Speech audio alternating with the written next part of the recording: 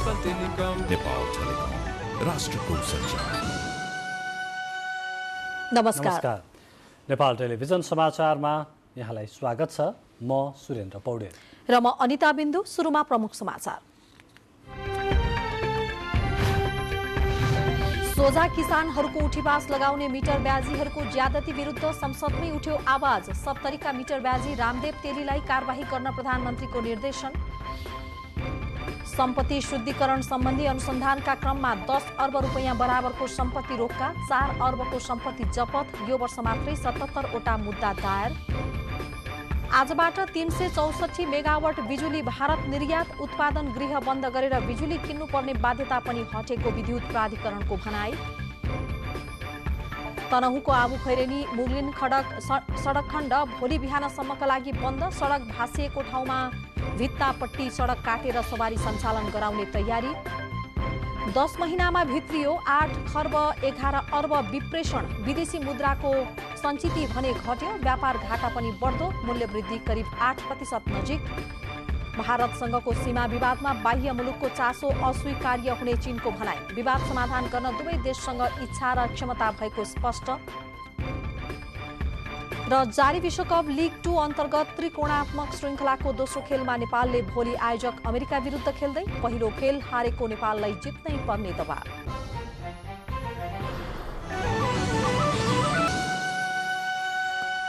समाचार विस्तारमा। प्रतिनिधि सभाको आजको बैठकमा सांसदले मिटर ब्याजीहरूबाट निरक्षर सोझा किसान घरबार विहीन भएको विषयलाई उठाउनु भएको छ। प्रतिनिधि सभाका सदस्य गिरिराज मणि पोखरेलले महोत्तरीको भङ्गाहा नगरपालिकाका 37 परिवारको जग्गा मिटर ब्याजीले हडपेको बारेमा संसद बैठकलाई जानकारी गराउनु भएको छ।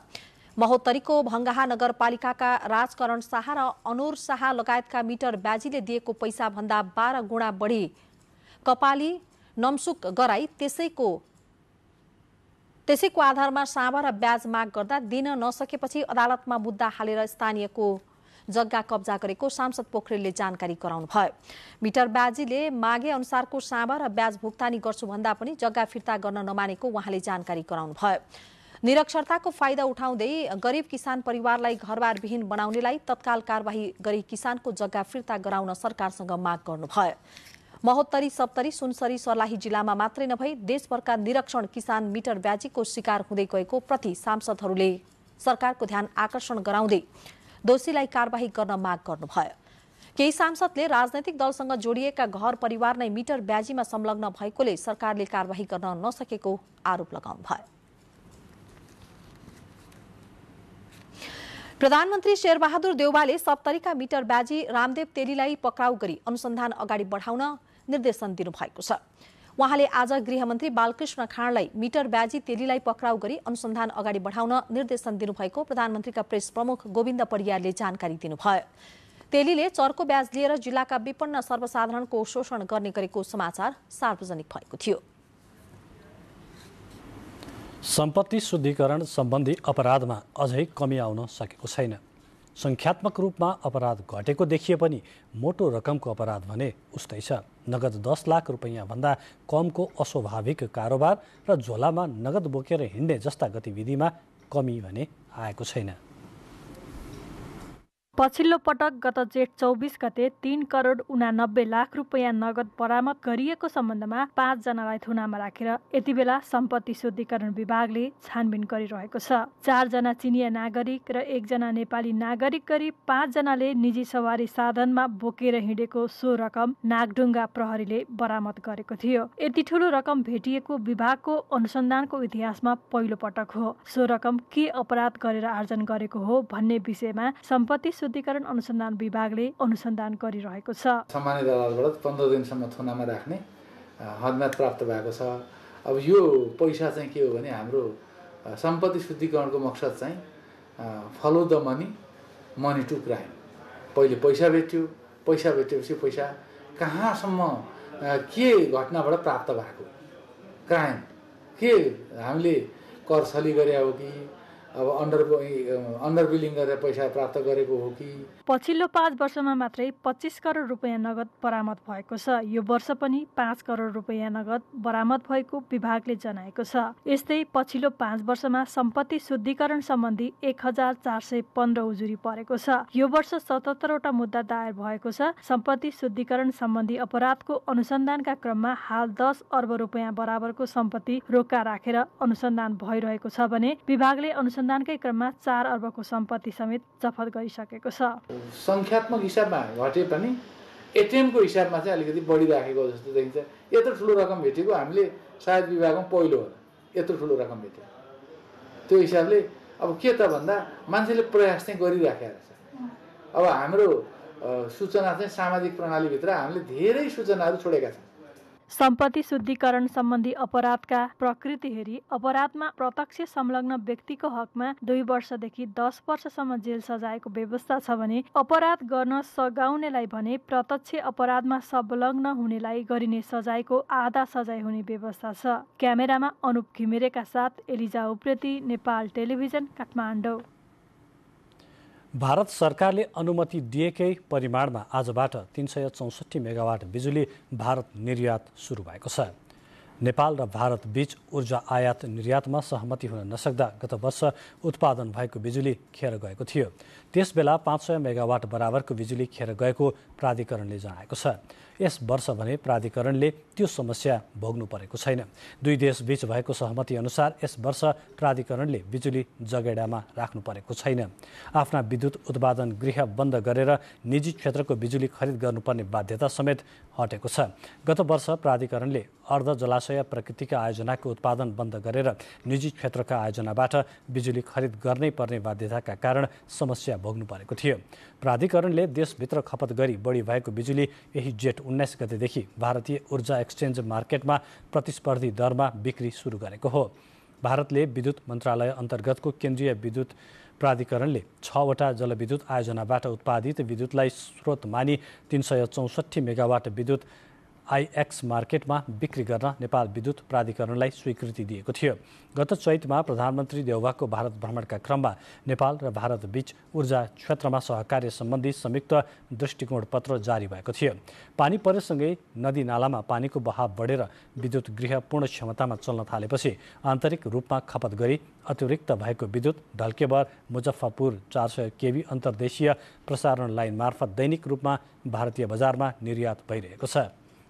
भारततर्फ बिजुली निर्यात सुरु भएको यही समयमा टनकपुर बिन्दुबाट समेत गरी 87 मेगावाट बिजुली भने आयात गरिएको छ। पूर्वको बिजुली पश्चिम पठाउने प्रसारण लाइनको क्षमता नभएका कारणले टनकपुरबाट बिजुली आयात गर्नु परेको प्राधिकरणले जनाएको छ। नवलपरासीको दुम्कीबासमा 2 वटा टावर निर्माणमा स्थानीयले विरोध गरेका कारण विगत 12 वर्षदेखि निर्माण सम्पन्न हुन नसकेको प्राधिकरणको भनाइ छ। बुलेटिनमा समाचारहरूको क्रम जारी छ। अहिलेलाई केही बेर विश्राम।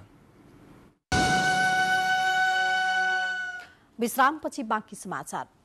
प्रतिनिधि सभामा विनियोजन विधेयक 2079 अन्तर्गत आज 3 मन्त्रालयका विविध शीर्षकमाथि छलफल भएको छ। विनियोजन विधेयक 2079 को परराष्ट्र, ऊर्जा, जलस्रोत तथा सिंचाई र गृह मन्त्रालयको विनियोजन शीर्षकमाथिको छलफलमा भाग लिँदै सांसदहरूले जलविद्युत आयोजनाको निर्माण, प्रसारण तथा वितरण लाइनको विस्तार र विद्युत पूर्वाधारको विकासमा ध्यान दिन सरकारसँग आग्रह गर्नुभयो। छलफलमा सांसद गोकर्णराज विष्टले ठूलठूला जलाशय आयोजना सरकारले आफै बनाएर मुलुकलाई बिजुलीमा आत्मनिर्भर बनाउन माग गर्नुभयो।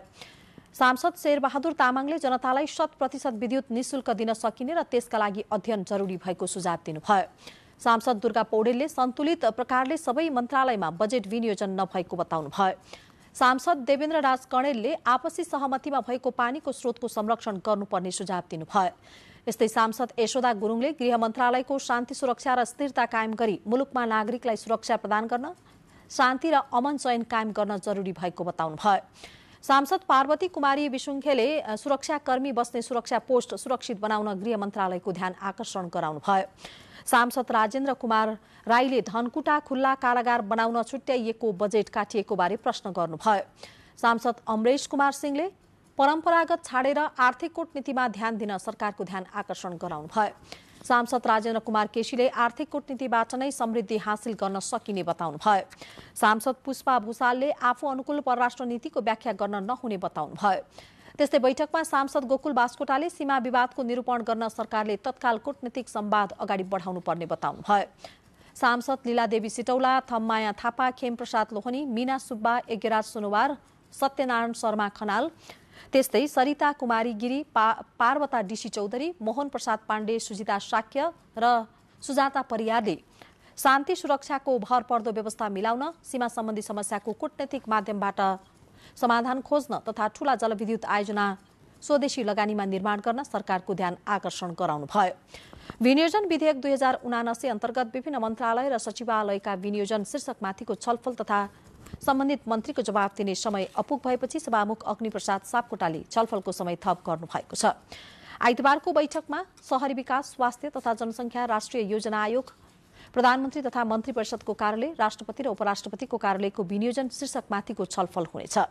प्रतिनिधि सभाको अर्को बैठक यही जेठ 29 गते बिहान 11 बजे बस्ने कार्यक्रम छ। प्रधानमन्त्री शेरबहादुर देउवासँग संयुक्त राज्य अमेरिकी सेनाका एसिया प्रशान्त क्षेत्र प्रमुख चार्ल्स ए फ्लिनले शिष्टाचार भेटवार्ता गर्नुभएको छ। उहाँले आज प्रधानमन्त्री निवास बालुवाटार पुगेर प्रधानमन्त्री देउवासँग शिष्टाचार भेट गर्नुभएको प्रधानमन्त्रीका प्रेस प्रमुख गोविन्द परियारले जानकारी दिनुभयो। भेटमा उहाँहरूबीच द्विपक्षीय आपसी हितका विविध विषयमा छलफल भएको थियो। प्रमुख फ्लिन 4 दिने औपचारिक सद्भावना भ्रमणका लागि बिहिबार नेपाल आउनु भएको हो। राष्ट्रपति विद्यादेवी भण्डारीले शिक्षाको गुणस्तर सुधारका लागि सबै सरोकारवाला निकायहरूले एकीकृत प्रयास गर्नुपर्ने बताउनु भएको छ। राष्ट्रपति भवन शीतल निवासमा आयोजित दिगो विकासका लागि जीवन विकास पुरस्कार वितरण कार्यक्रममा राष्ट्रपति भण्डारीले शिक्षालाई विकासका पूर्वाधारको पनि पूर्वाधारका रूपमा लिँदै देश विकासका लागि आवश्यक दक्ष जनशक्ति उत्पादन गराउनु पर्नेमा जोड दिनुभयो। राष्ट्रपतिले निर्धारित समयभित्र दिगो विकासका लक्ष्यहरू हासिल गर्न तथा नेपालले अन्तर्राष्ट्रिय मञ्चहरूमा जनाएका प्रतिबद्धताहरू पूरा गर्न पनि शिक्षाको गुणस्तर सुधारमा ध्यान दिनुपर्ने बताउनुभयो।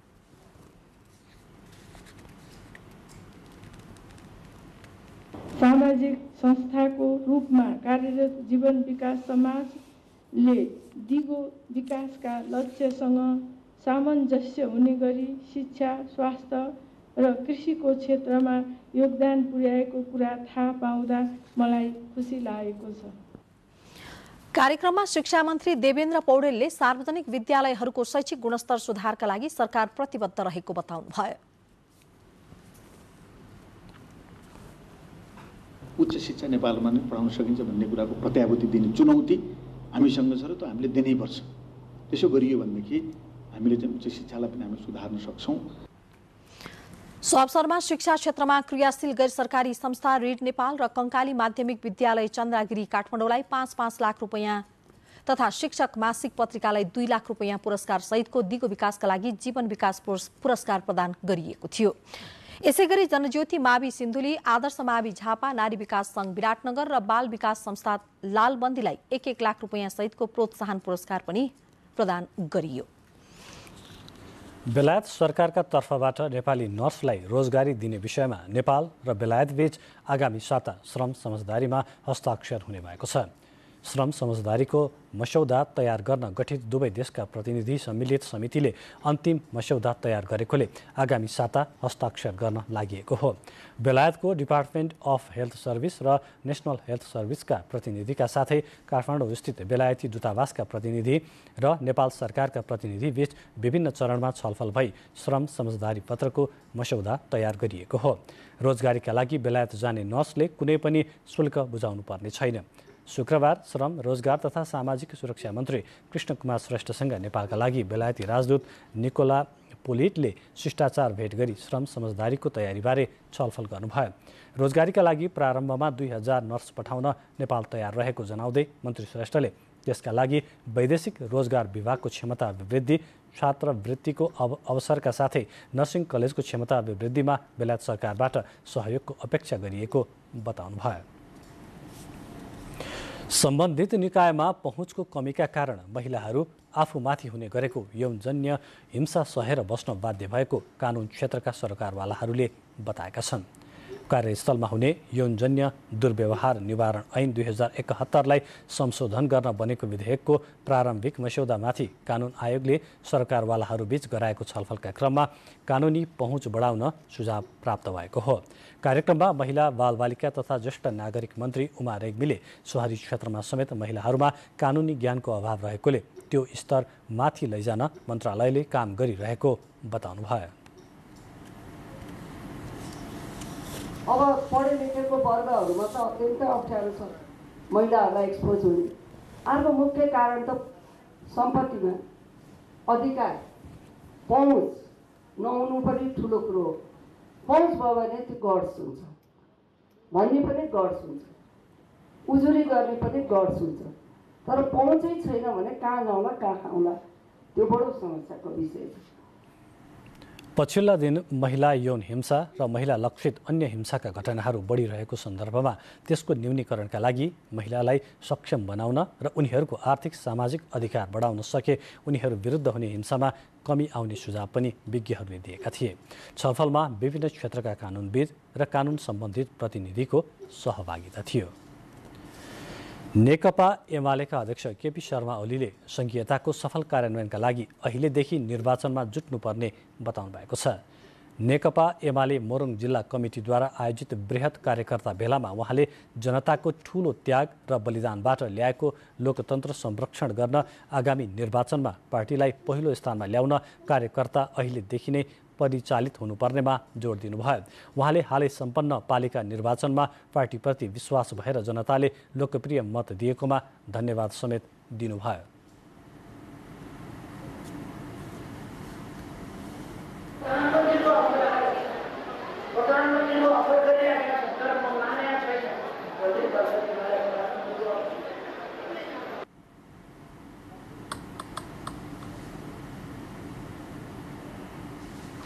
समाचारको क्रम जारी नै छ, फेरि केही बेर विश्राम।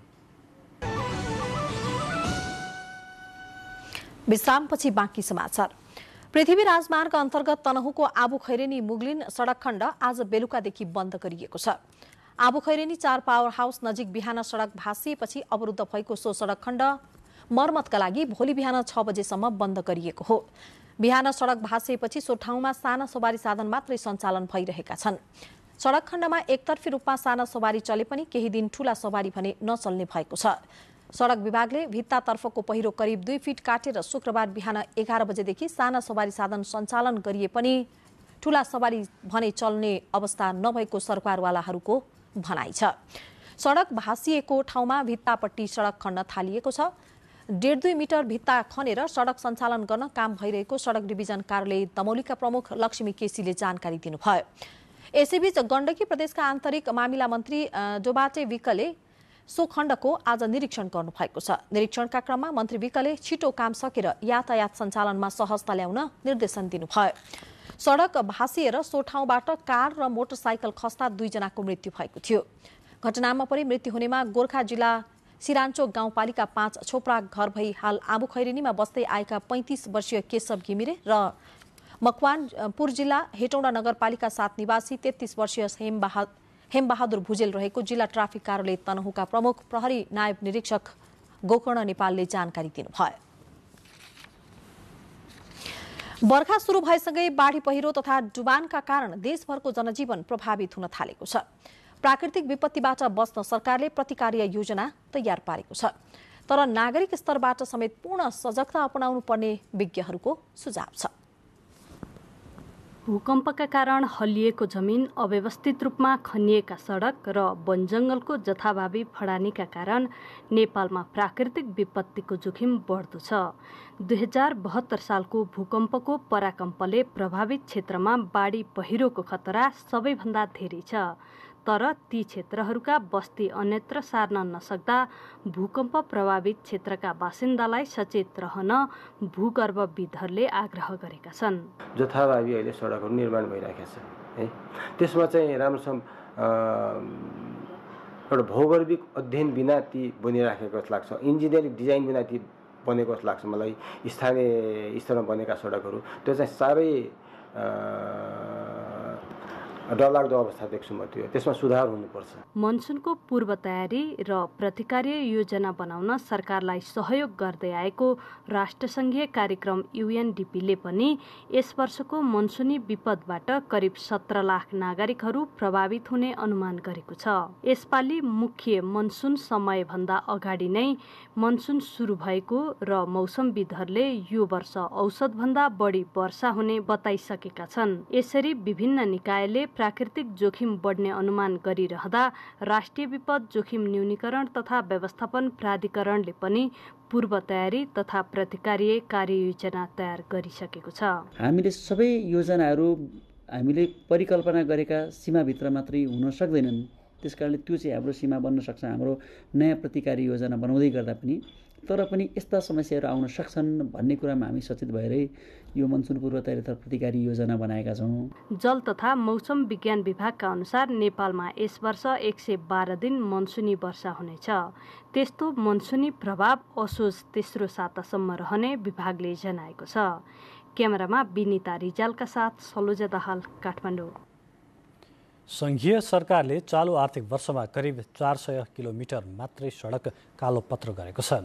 सडक कालोपत्र गर्नको लागि प्रयोग हुने सामानहरू अन्तर्राष्ट्रिय बजारमा महँगो भएको भन्दै ठेकेदार कम्पनीहरूले काम रोकेपछि लक्ष्य अनुसार काम हुन नसकेको सडक विभागले जनाएको छ।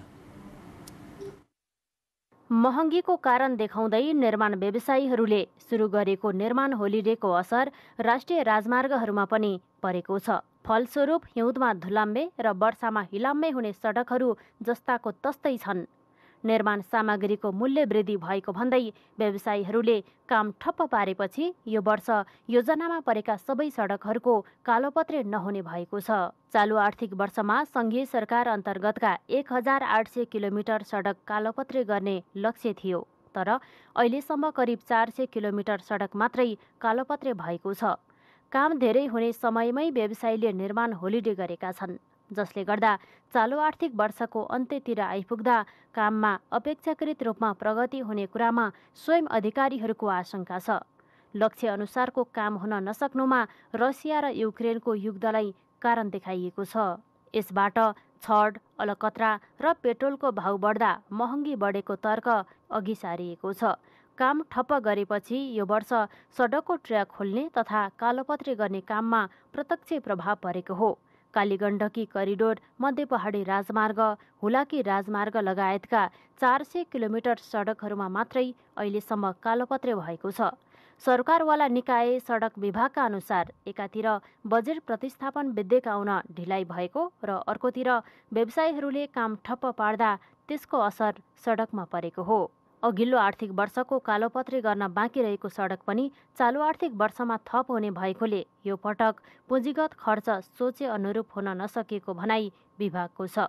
सार्वजनिक खरिद अनुगमन कार्यालयले निर्माण व्यवसायीहरूसँग वार्ता गरिरहे पनि टुङ्गो लागि नसकेकोले यो वर्ष निर्माण कार्यमा प्रगति नहुने विभागले जनाएको छ। युक्रेन युद्धले तैलीय पदार्थ, त्यसपछि बिटुमिन र छड लगायतको चाहिँ मूल्य वृद्धि, अत्याधिक मूल्य वृद्धि भयो। अनि मूल्य वृद्धि भएको हुनाले त्यो मूल्य वृद्धि अनुसारको रेट पाउनुपर्छ भनेर हाम्रो निर्माण व्यवसाय साथीहरू उहाँहरू चाहिँ यो कन्स्ट्रक्सन होलिडे गर्ने भनेर अहिले उहाँहरूले चाहिँ एउटा कामै छोडेर बसेको अवस्था छ। सडक विभाग अन्तर्गत 80 वटा राष्ट्रिय राजमार्ग पर्छन्। तीमध्ये अहिलेसम्म 7133 किलोमिटर कालोपत्रे सडक बनेको छ। 15औं योजना नतिजा सूचकमा 5 वर्षको समग्र लक्ष्य राखिएको छ। पहिलो वर्षमा राखिएको लक्ष्य पूरा नभए दोस्रो वर्षका लागि सर्दै जानेछ। 5औं वर्षमा पनि पूरा नभए त्यो 16औं योजनामा पर्नेछ। आर्थिक वर्ष 2075-76बाट सुरु भएको योजना अनुसार 5 वर्षमा 11094 किलोमिटर सडक कालोपत्रे गर्ने योजना सङ्घीय सरकारले लिएको सडक विभागले जनाएको छ। क्यामेरामा प्रद्युम्न ढुङ्गेलको साथमा दुर्गा खड्का, नेपाल टेलिभिजन।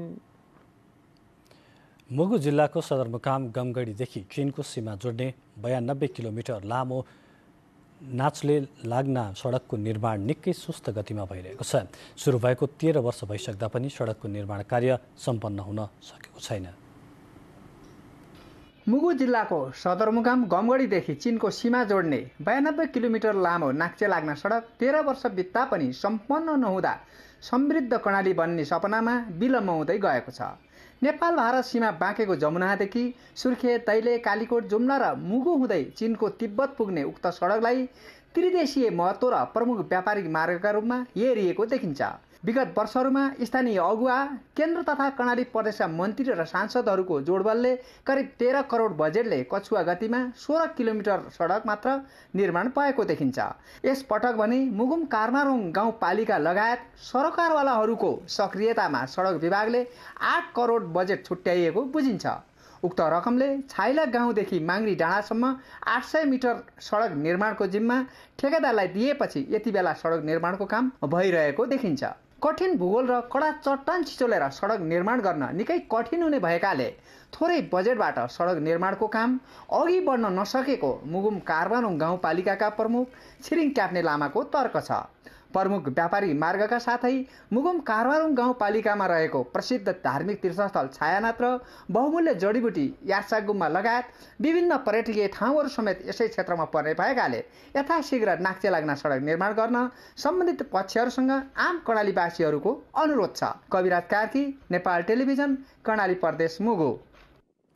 बुलेटिनमा अब प्रमुख समाचार फेरि एकपटक। किसानहरूको उठीवास लगाउने मिटर ब्याजीहरूको ज्यादती विरुद्ध संसदमै उठ्यो आवाज। 70 मिटर ब्याजी रामदेव तेलीलाई कारबाही गर्न प्रधानमन्त्रीको निर्देशन। सम्पत्ति शुद्धिकरण सम्बन्धी अनुसन्धानका क्रममा 10 अर्ब रुपैयाँ बराबरको सम्पत्ति रोक्का, 4 अर्बको सम्पत्ति जफत। यो वर्ष मात्रै 77 वटा मुद्दा दायर। आजबाट 364 मेगावाट बिजुली भारत निर्यात। उत्पादन गृह बन्द गरेर बिजुली किन्नुपर्ने बाध्यता पनि हटेको विद्युत प्राधिकरणको भनाई। तनहुको आबु खैरेनी मुगलिन खण्ड भोलि बिहानसम्मका लागि बन्द। सडक भासिएको ठाउँमा भित्तापट्टि सडक काटेर सवारी सञ्चालन गराउने तयारी। 10 महिनामा भित्रियो 8 खर्ब 11 अर्ब विप्रेषण। विदेशी मुद्राको सञ्चित भने घट्दो, व्यापार घाटा पनि बढ्यो। मूल्य वृद्धि करिब 8% नजिक। भारतसँगको सीमा विवादमा बाह्य मुलुकको चासो अस्वीकार्य हुने चीनको भनाई। विवाद समाधान गर्न दुवै देशसँग इच्छा र क्षमता भएको स्पष्ट। र जारी विश्वकप लिग 2 अन्तर्गत त्रिकोणात्मक श्रृङ्खलाको दोस्रो खेलमा नेपालले भोलि आयोजक अमेरिका विरुद्ध खेल्दै पहिलो खेल हारेको नेपाललाई भोलि जित्नै पर्ने दबाव। कैलाली जिल्लाको कैलारी गाउँपालिका स्थित विपदपुर मुक्त कमैया शिविरमा गत वैशाख महिनामा आगो लागि हुँदा अधिकांश परिवारहरू असुरक्षित जीवनयापन गर्न बाध्य भएका छन्। सरकारका प्रतिनिधिहरू बस्तीमा पुगेर पुनर्स्थापना गर्ने प्रतिबद्धता जनाए पनि फर्केपछि उनीहरूले कुनै वास्ता नगरेको मुक्त कमैयाहरूको गुनासो छ। गत कार्तिक महिनाको पहिलो साता आएको बाढीले खेतमा लगाएको सबै धान बगाएर लग्यो। कैलारी गाउँपालिका स्थित विपदपुरका बासिन्दा जसो तसो दुई छाक जोहो गर्दै आएका थिए। तर वैशाख 11 गते बस्तीमा नै आग लागि भएपछि अहिले विपदपुरको सारा बस्ती समस्यामा छ। अहिले पनि विपदपुरका नागरिकहरू जोखिमपूर्ण जीवनयापन गरिरहेका छन्। वरिपरि ठुल्ठुला रुखहरू छन्। हावाहुरी चल्ने समय पनि हो यो। स्थानीयहरू तिरपालले ढाकेको छाप्रोमा दिन कटाइरहेका छन्। त्यो काठको पनि व्यवस्था गर्नु भन्थ्यो, त्यो पनि गरेको छैन। अब खेतीपातीको दिन पनि आइसकेछ, के गर्ने हामीहरूले? अब घर बनाउने कि आफ्नो खेतीपाती हेर्ने? मन त कस्तो हुन्छ, जिउ फालेर रुङ भनेर मन सोच्दैछ। अहिलेका लागि त घर त दिए राम्रो हुन्छ। यी विपदपुरवासीको दयनीय अवस्थाका बारेमा 3 तहकै सरकार जानकार छ। तर पनि कुनै पनि सरकारले समस्या समाधानका लागि अग्रसरता देखाउन नसकेको दुखेसो विपदपुरवासीको रहेको छ। सुदूरपश्चिम प्रदेशका मुख्यमन्त्री त्रिलोचन भट्टले भने छिट्टै विपदपुरवासीको यो समस्या समाधान गरिने बताउनु भयो। उहाँहरूको घर निर्माण गर्ने कुरा त त्यो व्यवस्थित रूपबाट हाम्रो नीतिभित्रै छ र अहिले तत्काल उहाँहरूलाई गर्नुपर्ने सहयोगहरूको लागि सम्बन्धित मन्त्रालयले त्यसको व्यवस्थापन गर्छ र त्यसको लागि प्रदेश सरकार तयार नै छ। कैलालीको कैलाली गाउँपालिका 7 विपदपुर स्थित मुक्त कमैया शिविरमा 73 परिवार बसोबास गर्दै आएका छन्। आगलागीले सबै घरमा क्षति पुगेको छ। सामान्य क्षति पुगेकाहरूले त्यही घर मर्मत गरेर बसेका छन् भने घर पूर्ण रूपमा जलेकाहरूले राहतमा पाएको तिरपाल टाँगेर दिन कटाइरहेका छन्। निर्मला खडायत, नेपाल टेलिभिजन, सुदूरपश्चिम प्रदेश, कैलाली। प्रधानमन्त्री शेरबहादुर देउवाले नेपाल प्रेस युनियनका अध्यक्ष बद्री सिग्देललाई अन्तर्राष्ट्रिय पत्रकार महासंघ IFJ को कार्यकारी सदस्यमा निर्वाचित हुनुभएकामा बधाई दिनुभएको छ। प्रधानमन्त्री निवास बालुवाटारमा आज भएको भेटमा प्रधानमन्त्री देउवाले उहाँलाई बधाई तथा शुभकामना दिँदै नेपाल सरकार सदैव प्रेस स्वतन्त्रता र नागरिक अधिकारका पक्षमा प्रतिबद्ध रहेको बताउनुभयो। प्रधानमन्त्री देउवाले प्रेस युनियनले श्रमजीवी पत्रकारका पक्षमा गर्दै आएको काम सराहनीय भएको उल्लेख गर्दै युनियनको विश्व मञ्चमा प्रतिनिधित्व हुनु अझ खुसीको कुरा हो भन्नुभयो। साथै उहाँले सरकार सञ्चारकर्मीलाई निष्पक्ष, स्वतन्त्र र भयरहित रूपमा काम गर्ने वातावरण ग्यारेन्टीका लागि सधैँ तयार रहेको विश्वास पनि दिलाउनुभयो। अध्यक्ष सिग्देलले IFJमा निर्वाचित भएपछि आफू थप जिम्मेवारीका साथ भूमिका निर्वाह गर्ने बताउँदै नेपाली श्रमजीवी पत्रकारको हकितका सन्दर्भमा प्रधानमन्त्री देउवाको ध्यान आकर्षण गराउनु भएको थियो। युनियनका अध्यक्ष सिग्देल ओमानको राजधानी मस्कटमा हालै सम्पन्न IFJको विश्व कंग्रेसबाट एसिया पेसिफिक अन्तर्गत दक्षिण एसियाबाट कार्यकारी सदस्यमा निर्वाचित हुनुभएको हो। आजै राष्ट्रिय सभाका अध्यक्ष गणेश प्रसाद तिमल सिन्हा र परराष्ट्र मन्त्री डाक्टर नारायण खड्काले पनि उहाँलाई बधाई दिनुभएको थियो। अब मुलुक बाहिरको प्रसङ्ग। चीनले भारतसँगको सीमा विवाद समाधान गर्न दुवै देशसँग इच्छा र क्षमता भएको स्पष्ट गरेको छ। भारत भ्रमणमा आएका एकजना अमेरिकी सैनिक अधिकारीले लद्दाखमा चिनिया गतिविधिको स्तरलाई आश्चर्यजनकको संज्ञा दिएपछि चीनले त्यस्तो प्रतिक्रिया दिएको हो। वार्ता र परामर्शका माध्यमबाट सीमा समस्या समाधान गर्न आफूहरू सक्षम रहेको जनाउँदै चिनिया विदेश मन्त्रालयले दुई देश बीचको मामिलालाई लिएर अर्को मुलुकले गरेको टिप्पणी अस्वीकार्य भएको बताएको छ। भारतको 4 दिने भ्रमणमा रहेका अमेरिकी सेनाका पेसिफिक कमान्डिङ जनरलले टिप्पणी गरेपछि चीनले असन्तुष्टि जनाएको हो। भारतीय विदेश मन्त्रालयले पनि पूर्वी लद्दाख क्षेत्रमा चिनिया पक्षले पूर्वाधार निर्माण गरेको घटनालाई ध्यानपूर्वक निगरानी गरिरहेको बताएको छ। यसै बीचमा अमेरिका र चीनका रक्षा मन्त्रीहरूबीच सिङ्गापुरमा शङ्ग्रीला संवाद सुरक्षा शिखर सम्मेलनका क्रममा भेटवार्ता हुने चिनिया सञ्चार माध्यमले उल्लेख गरेका छन्। बाँकी समाचार अघि छोटो विश्राम।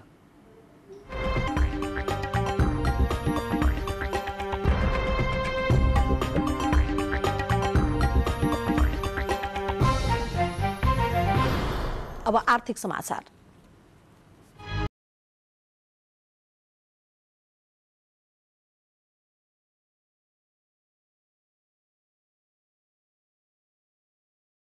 चालू आर्थिक वर्षको वैशाख मसान्तसम्म विप्रेषण आप्रवाहमा सामान्य सुधार भएको छ। पछिल्ला दिनमा विदेशी मुद्राको सञ्चितिमा दबाव परिरहेको बेला विप्रेषण आप्रवाहमा भएको वृद्धिले सकारात्मक सन्देश प्रभाव भएको छ। नेपाल राष्ट्र बैंकले आज सार्वजनिक गरेको चालू आर्थिक वर्षको 10 महिनाको आर्थिक विवरण अनुसार विप्रेषण आप्रवाहमा 0.2% वृद्धि भएको छ। बैंकका अनुसार वैशाख मसान्तसम्म 8 खर्ब 11 अर्ब 79 करोड रुपैयाँ बराबरको विप्रेषण आप्रवाह भएको छ। सरकारले विप्रेषण पठाउनेलाई विशेष सुविधाका कार्यक्रम सार्वजनिक गरेपछि सकारात्मक प्रभाव पर्न थालेको हो। सरकारले विप्रेषण पठाउनेलाई साधारण शेयरमा कोटा लागू गर्ने लगायतका केही नीतिगत निर्णय गरेको छ। सरकारले अनेक प्रयास गरे पनि विदेशी मुद्राको सञ्चिति ओह्रालो लाग्ने क्रम भने रोकिएको छैन। पछिल्लो 10 महिनामा विदेशी मुद्राको सञ्चितिमा 21.1%ले कमी आएको छ। नेपाल राष्ट्र बैंकले आज सार्वजनिक गरेको चालू आर्थिक वर्षको 10 महिनाको विवरण अनुसार विदेशी मुद्रा सञ्चिति मात्रै 9 अर्ब 28 करोड अमेरिकी डलर बराबर कायम भएको छ। केन्द्रीय बैंकका अनुसार 2078 असार मसान्तमा 13 खर्ब 99 अर्ब 3 करोड रुपैयाँ बराबर रहेको कुल विदेशी विनिमय सञ्चिति 18%ले कमी आई 2079 वैशाख मसान्तमा 11 खर्ब 46 अर्ब 88 करोड रुपैयाँ कायम भएको थियो। अमेरिकी डलरमा यस्तो सञ्चिति 2078 असार मसान्तमा 11 अर्ब 75 करोड रहेकोमा 2079 वैशाख मसान्तमा 21.1%ले कमी आई 9 अर्ब 28 करोड कायम भएको छ। यसैबीच वैशाख महिनामा मूल्य वृद्धि दर करिब 8% पुगेको छ। नेपाल राष्ट्र बैंकले सार्वजनिक गरेको वित्तीय विवरण अनुसार हिमाली क्षेत्रमा 8.21, तराई क्षेत्रमा 8.15, काठमाडौँ उपत्यकामा 7.39 र पहाडमा 7.89% बराबरको मुद्रास्फीति रहेको राष्ट्र बैङ्कले जनाएको छ। चालु आर्थिक वर्ष 2078-79 को 10 महिनाको अवधिमा नेपालको कुल वैदेशिक व्यापार अघिल्लो वर्षको सोही अवधिको तुलनामा 30.5%ले बढेको छ। व्यापार तथा निकासी प्रवर्धन केन्द्रका अनुसार चालु आर्थिक वर्षको वैशाखसम्मको अवधिमा नेपालको कुल वैदेशिक व्यापार 17 खर्ब 78 अर्ब पुगेको छ। कुल व्यापारमा निकासी तथा पैठारीको योगदान क्रमशः 9.7 र 90.3% छ। यो अवधिमा नेपालको कुल निकासी 59.8%ले वृद्धि भई 1 खर्ब 73 अर्ब 35 करोड तथा कुल पैठारी 28%ले बढेर 16 खर्ब 4 अर्ब 65 करोड रुपैयाँ पुगेको छ। उक्त अवधिमा नेपालबाट भटमासको तेल, पाम आयल, पोलिस्टर तथा अन्य धागो, ऊनी गलैँचा, जुट तथा जुटका सामान, तयारी पोसाक, जुस, सूर्यमुखी तेल, अलैँची, ऊनी फेल्टका उत्पादन, कपडा, चिया, पस्मिना सल, कुकुर र बिरालोको आहार, डग, च्यु, फलाम तथा फलामका उत्पादन, चाउचाउ, नेपाली हाते कागज, रेजिन र रेजिन एसिड तथा जडीबुटी निकासी भएका छन्।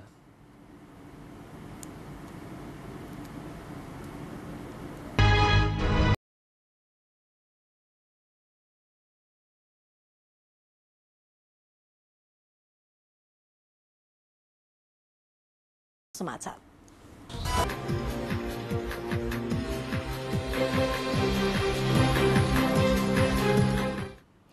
अमेरिकामा जारी आईसीसी पुरुष क्रिकेट विश्वकप लीग 2 अन्तर्गत त्रिकोणात्मक श्रृङ्खलाको दोस्रो खेलमा नेपालले भोलि आयोजक अमेरिका विरुद्ध खेल्दैछ। टेक्सास स्थित मौसा क्रिकेट मैदानमा हुने खेल नेपाली समय अनुसार राति 9:15 बजे शुरू हुनेछ। यसअघि हिजो भएको पहिलो खेलमा नेपाल ओमानसँग 13 रनले पराजित भएको छ। ओमानले दिएको 212 रनको लक्ष्य पछ्याएको नेपाल 49 ओभर 4 बलमा अल आउट हुँदै 198 रनमा समेटियो। यस हारसँगै नेपाल 12 खेलमा 12 अङ्क जोडेर 6औं स्थानमा रहेको छ। ओमान 33 खेलमा 42 अङ्क जोडेर शीर्ष स्थानमा रहेको छ। नेपालले तेस्रो खेल फेरि ओमान विरुद्ध असार 1 गते र अन्तिम खेलमा अमेरिका विरुद्ध असार 3 गते खेल्ने तालिका रहेको छ।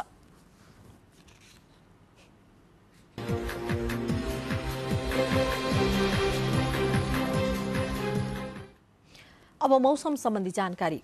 प्रदेश नम्बर 1 मधेस, बागमती र गण्डकी प्रदेश लगायत अन्य प्रदेशका पहाडी भूभागमा आंशिकदेखि सामान्य बदली रहने र थोरै स्थानहरूमा मेघगर्जनसहित हल्कादेखि मध्यम वर्षाको सम्भावना रहेको मौसम पूर्वानुमान महाशाखाले जनाएको छ। काठमाडौँमा आज राति न्यूनतम तापक्रम 19 र 21 तथा भोलि दिउँसोको अधिकतम तापक्रम 27 र 29 डिग्री सेल्सियस बीच रहने अनुमान गरिएको छ। अब मौसम सम्बन्धी थप विवरण।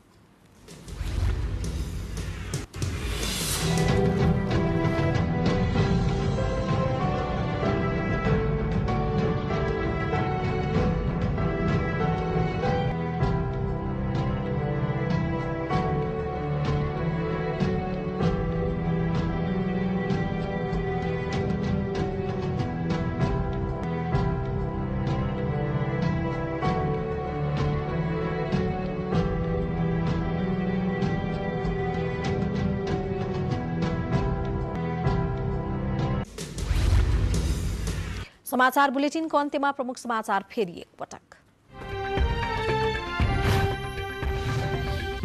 सोझा किसानहरूको उठीबाज लगाउने मिटर ब्याजीहरूको ज्यादती विरुद्ध संसदमै उठ्यो आवाज। 70 का मिटर ब्याजी रामदेव तेरीलाई कारबाही गर्न प्रधानमन्त्रीको निर्देशन। सम्पत्ति शुद्धिकरण सम्बन्धी अनुसन्धानका क्रममा 10 अर्ब रुपैयाँ बराबरको सम्पत्ति रोक्का। 4 अर्बको सम्पत्ति जफत। यो वर्ष मात्रै 77 वटा मुद्दा दायर। आजबाट 364 मेगावाट बिजुली भारत निर्यात। उत्पादन गृह बन्द गरेर बिजुली किन्नुपर्ने बाध्यता पनि हटेको विद्युत प्राधिकरणको भनाई। तनहुँको आबु खैरेनी मुगलिन सडक खण्ड भोलि बिहानसम्मका लागि बन्द। सडक भाँसिएको ठाउँमा भित्तापट्टि सडक काटेर सवारी सञ्चालन गराउने तयारी। 10 महिनामा भित्रियो 8 खर्ब 11 अर्ब विप्रेषण। विदेशी मुद्राको सञ्चिति भने घट्यो। व्यापार घाटा पनि बढ्दो। मूल्य वृद्धि करिब 8% नजिक। भारतसँगको सीमा विवादमा बाह्य मुलुकको चासो अस्वीकार्य हुने चीनको भनाई। विवाद समाधान गर्न दुवै देशसँग इच्छा र क्षमता भएको स्पष्ट। र जारी विश्वकप लिग 2 अन्तर्गत त्रिकोणात्मक श्रृङ्खलाको दोस्रो खेलमा नेपालले भोलि आयोजक अमेरिका विरुद्ध खेल्दै पहिलो खेल हारेको नेपाललाई जित्नै पर्ने दबाव। हवस् त यसको साथै यो समाचार बुलेटिन यही सकिन्छ। तपाईँ नेपाल टेलिभिजन हेर्दै गर्नुहोला। नमस्कार।